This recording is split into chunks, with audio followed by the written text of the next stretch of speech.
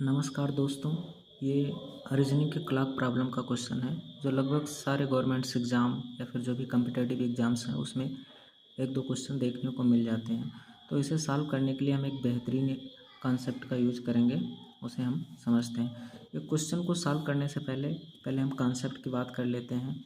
Concept में क्योंकि जो प्रतिबिंब आधारित क्वेश्चन होते हैं क्लाक में, वो नॉर्मली दो तरीके के होते हैं। एक हमारा मिरर पर होता है जिसे हम दर्पण प्रतिबिंब बोलते हैं, और दूसरे टाइप का जो क्वेश्चन होता है वो हमारा जल प्रतिबिंब होता है।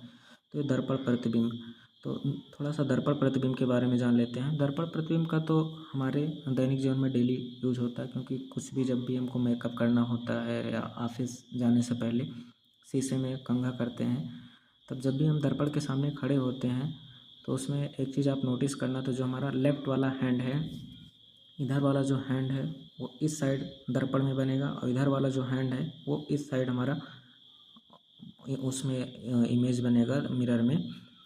तो इसी को हम बोलते हैं मिरर इमेज। लेकिन जो हमारा सर है, अगर ऊपर है तो ऊपर ही रहता है, पैर नीचे है तो नीचे है जब किसी आप दर्पण के सामने खड़े होते हैं। तो नॉर्मली ये बोल सकते हैं कि लेफ़्ट का राइट में, राइट का लेफ़्ट में, लेकिन जो अप और डाउन वाला पोर्शन है वो हमारा फिक्स रहता है। इसी को हम दर्पण इमेज बोलते हैं या फिर मिरर इमेज बोलते हैं। जो भी हमारा प्रतिरूप होता है वो लेफ़्ट का राइट, राइट का लेफ़्ट हो जाता है। तो इसका कॉन्सेप्ट क्या है, किसी भी क्वेश्चन को सॉल्व करने से पहले कॉन्सेप्ट देख लेते हैं। नॉर्मली इसको सॉल्व करने के लिए आप इस तरह इमेज बना के भी कर सकते हैं घड़ी का, या फिर जो सबसे बेहतरीन कॉन्सेप्ट है ये है, क्योंकि दर्पण में जो प्रतिबिंब बनेगा, जो टाइम का जो भी प्रतिबिंब बनेगा, और घड़ी में जो भी वास्तविक समय है, इन दोनों का जो टोटल होता है, जो सम होता है, वो हमारा 12 होता है, 12 होता है। क्योंकि घड़ी में जो वास्तविक समय होगा उसी का हमारा दर्पण में प्रतिबिंब बनेगा, तो दोनों को अगर हम सम करते हैं तो 12 होना चाहिए। बस यही कॉन्सेप्ट है। किसी भी तरह का क्वेश्चन घुमा फिरा के पूछेगा, लगेगा हमारा एक ही कॉन्सेप्ट है, इसके अलावा और कोई भी कॉन्सेप्ट नहीं है मिरर इमेज में, या फिर वर्टिकल इमेज भी बोल सकते हैं। तो नॉर्मली हम लोगों का जो टाइम फ्रेम लिखने का है, टाइम को दर्शाने का तरीका है, वो घंटा, मिनट, सेकंड, इन्हीं तीनों में लिखते हैं। मान लीजिए जैसे कि 12 बज गया, ये बहुत ही इम्पॉर्टेंट है, बहुत सारे क्वेश्चन में इसका यूज होगा, तो इसको बहुत ही अच्छे से आप देखिए। जैसे कि मेरे घड़ी में अगर 12 बज गए हैं तो ऐसे भी बोल सकते हैं 12 बज गए हैं, या फिर अगर हमको घंटा और मिनट में किसी को बताना है तो ये भी बोल सकते हैं हम कि 11:60 हुए हैं। अगर वो बोले हमसे कि सेकंड में भी बताओ हमें, तो हम ऐसा भी बोल सकते हैं कि 11:59 हो गया। अच्छा, कभी कभी क्वेश्चन में जैसे जो क्लॉक होता है नॉर्मली, जो ऐसा बोल सकते हैं रेलवे वाली क्लॉक होती है, या रेलवे में जो टाइम जोन लिया जाता है वो हमारा 24 आवर्स का होता है। तो उसमें 12 के बाद 13, फिर 14, फिर 15, 16, 17 ऐसे बजता है। मतलब 12 के बाद 1 बजेगा, 12 के बाद 13, फिर 14, फिर 15। इसका मतलब 12 में कुछ ना कुछ ऐड होते जा रहा, 1, फिर +1, मतलब कि 13 बज गया, इसका मतलब 1 बज गया। 14 हो गया, इसका मतलब 2 बज गया। 15 बज गया, इसका मतलब 3 है। नॉर्मली आप जानते होंगे, तो हम यहाँ समझ लेते हैं। तो 12 है, 12 को ही हम 24 भी बोल सकते हैं, मतलब इन टर्म ऑफ टाइम में, टाइम फ्रेम की बात कर रहे हैं। तो 24, अगर 24 को भी हम घंटा और मिनट में लिखेंगे तो 23:60 हो जाएगा। अगर घंटा, मिनट, सेकंड तीनों में 24 को लिखना होगा तो हम 23:59 होगा। ये हमारा मूल कॉन्सेप्ट है, इसके बिना मिरर इमेज को सॉल्व नहीं किया जा सकता है। अगर हम इमेज को मतलब डायरेक्ट इस तरह बनाते हैं तो इसमें काफ़ी प्रॉब्लम हो जाती है। तो सबसे बेस्ट तरीका है, बस एक फार्मूला जानते रहिए, एक कॉन्सेप्ट, दर्पण में प्रतिबिंब, जो भी दर्पण में प्रतिबिंब बनेगा और जो कि घड़ी में वास्तविक समय है, दोनों का जो सम है वो 12 होना चाहिए। बस इतनी सी बात है। अब हम आते हैं क्वेश्चन पे। जैसे एक बेसिक क्वेश्चन है, इसको सॉल्व करते हैं। इसी कॉन्सेप्ट का यूज करके लिखा है, उस समय का चयन करें जो किसी घड़ी में 9:30 की सही दर्पण छवि को दर्शाता है। मतलब ये जो 9:30 का टाइम दिया है वो हमारा दर्पण छवि है। तो हमको सिंपल, क्योंकि हमको कॉन्सेप्ट पता हो गया है तो कुछ नहीं करना है, 12 में से हमको माइनस कर देना, क्योंकि 12 को हम 11:60 ऐसे भी लिख सकते हैं। और जो पूछा गया टाइम है 9:30 है, तो 9:30 यहाँ पे लिख देंगे, इसको माइनस का चिन्ह लगा के माइनस कर देंगे। तो 60 में से अगर हम माइनस करते हैं 30, तो हमारे पास कितना बचेगा 30, और 11 में से अगर हम 9 माइनस करते हैं तो हमारे पास 2। तो एग्जैक्ट आंसर क्या हो जाएगा हमारा 2:30।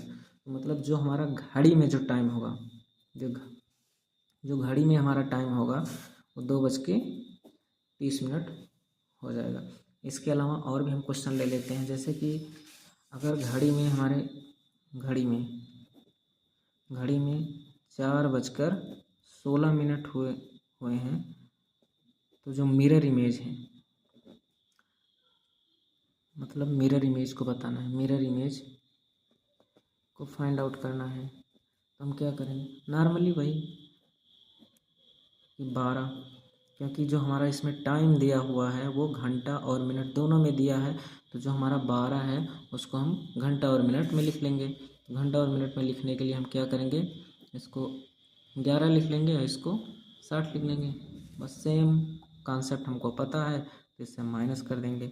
-4:16, 10, क्योंकि ये नहीं जाएगा तो 10 में से 6 गए 4, यहाँ पे बचा 5 में से 1 गया 4, ये हुआ हमारा 11 में से 4 गया 7, तो ये क्या हो जाएगा हमारा 7:44 हो जाएगा। बस इसी तरीके के सारे क्वेश्चन हैं। अब हम कुछ क्वेश्चन देख लेते हैं जो नॉर्मल थोड़ा सा टफ होते हैं, जैसे कि अभी 7:28 हो रहा है, 7:28 घड़ी में हो रहा है, घड़ी में है, तो उसको हम मिरर इमेज में क्या होगा, सिंपली वही, क्योंकि जो टाइम दिया हुआ है हमारे पास तो घंटा और मिनट में है,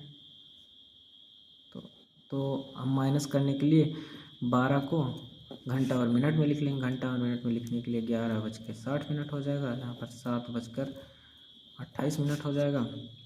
इसको माइनस कर देंगे, 10 में से 8 गया 2, ये बचा 5 में से 2 गया 3, 11 में से 7 गया 4, तो 4:32 ये हमारा आंसर हो जाएगा। बस यही बेसिक कॉन्सेप्ट है, इसी का यूज है। और कुछ हम स्पेशल क्वेश्चन देख लेते हैं जो कि कॉन्सेप्ट का यूज करके ही लगाना है हमको। जैसे कि अगर बोल देता है कि 11:60, ये घड़ी में टाइम है, घड़ी में टाइम हो रहा है, तो हमारा मिरर इमेज क्या होगा या फिर दर्पण प्रतिबिंब क्या होगा। तो दर्पण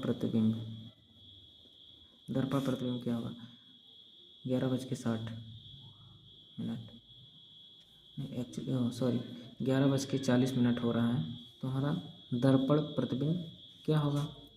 तो फिर हम नॉर्मली, क्योंकि जो टाइम दिया हुआ है क्वेश्चन में 11:40 दिया हुआ है, घंटा और मिनट में दिया हुआ है, तो हम नॉर्मली उसी तरह से 11:60 और 11:40, यहाँ पे 0 हो जाएगा, 6 में से 2 गया 4, 11 में से 11 गया 0। हाँ, ये है लॉजिकल क्वेश्चन। अब हमको ध्यान रखना है, जब भी हम किसी को आप बताना होगा कि 00:20, ऐसा तो हम नॉर्मली बोलचाल में नहीं यूज करते हैं। जब भी ऐसा आए तो उसको हम क्या समझते हैं, मतलब कि 20 मिनट है, 0 बज के, तो 0 को तो हम 12 बोलते हैं ना। इस बात को बहुत ही नोटिस करने वाली बात है। जब भी 00:20 होगा तो उसको हम क्या बोलेंगे, 12:20। इसी तरीके का एक और क्वेश्चन देख लेते हैं। जैसे हमारे पास हो गया 11 अगर हमारा 25 क्लॉक में हो रहा है, तो उसको हम कैसे सॉल्व करेंगे।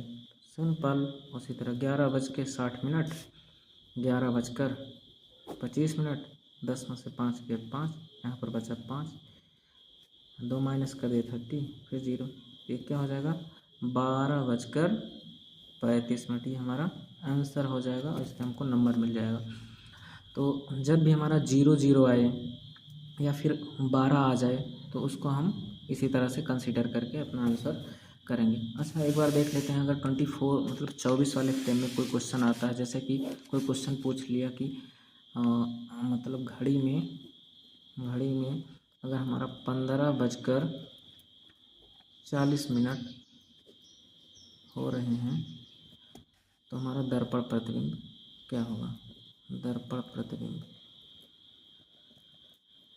क्योंकि हम जानते हैं हमारा कॉन्सेप्ट क्लियर हो गया है, तो दर्पण में प्रतिबिंब प्लस घड़ी में वास्तविक टाइम का जो सम होता है वो 12 होता है। यही एक कॉन्सेप्ट है। इसी तरह से लिख लीजिए आप, दर्पण में प्रतिबिंब प्लस घड़ी में वास्तविक समय का सम जो है 12 होता है। नॉर्मली क्योंकि 15:40 है तो इसको हम अपने भाषा में समझ सकते हैं, ऐसा भी लिख सकते हैं कि 3:40, क्योंकि 12 के बाद क्या आ जाएगा? 13, फिर 14, फिर 15, यही तो आएगा। और नॉर्मल घड़ी में 12 के बाद 1, 2, 3, तो ये 15 है तो हमारा 3 हो जाएगा, तो 3:40, तो फिर वही नॉर्मली में इसको घटा देंगे 11:60, और यहाँ से फिर 3:40, 60 में से 40 गया 20 हो जाएगा, और 11 में से 3 गया 8, 8:20। या फिर अगर इसको ऐसे भी आप कर सकते हैं, क्योंकि 15:40 दिया हुआ तो इसको हम 24 वाले में से भी लिख सकते हैं, 24, क्योंकि हमारा अब 24 को मैंने बताया था आपको, तो उसको 23:60 भी लिख सकते हैं। तो इसमें 15 में से 15:40 है, तो यहाँ 60 में से 40 गया 20, और 23 में से 15 गया 8, तो 8:20। या फिर जैसे भी आपको अच्छा लगे, चाहे इससे या फिर इससे कर सकते हैं।